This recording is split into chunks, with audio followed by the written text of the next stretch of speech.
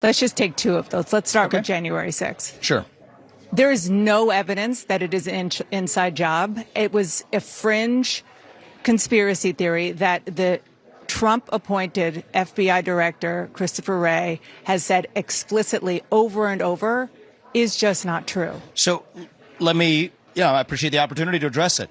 I was an anti-woke crusader leaving the business world, and if you had asked me 3 years ago, is there some chance January 6th is an inside job, I would have said that was crazy talk.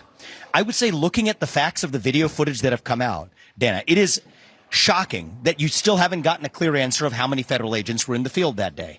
Look at now the video footage of actually throwing explosives and rubber bullets into what was a peaceful crowd, then releasing to the public what came in response to that. But now look at the video footage that was released, and I'm glad we're talking about it because viewers deserve to look at that footage.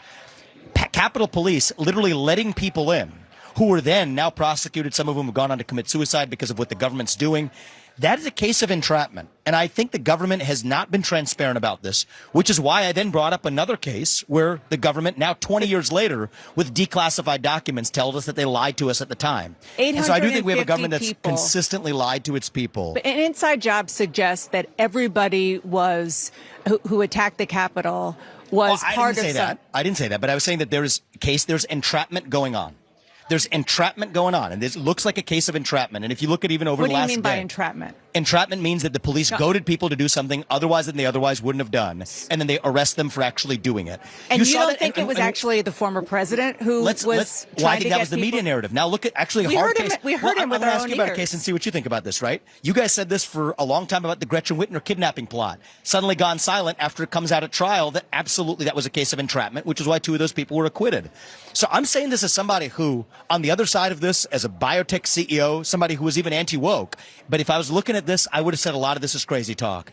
But if you actually get into the details, I think it is startling how much the government has systematically lied. And I think it's both parties over the course of the last 25 years. But on the left used to be better at pointing this out and being skeptical of the government, but now it's the right. Which is the most aggressive, offensive attack on the U.S. Capitol and on democracy itself that we have seen in our lifetime and in many, many lifetimes.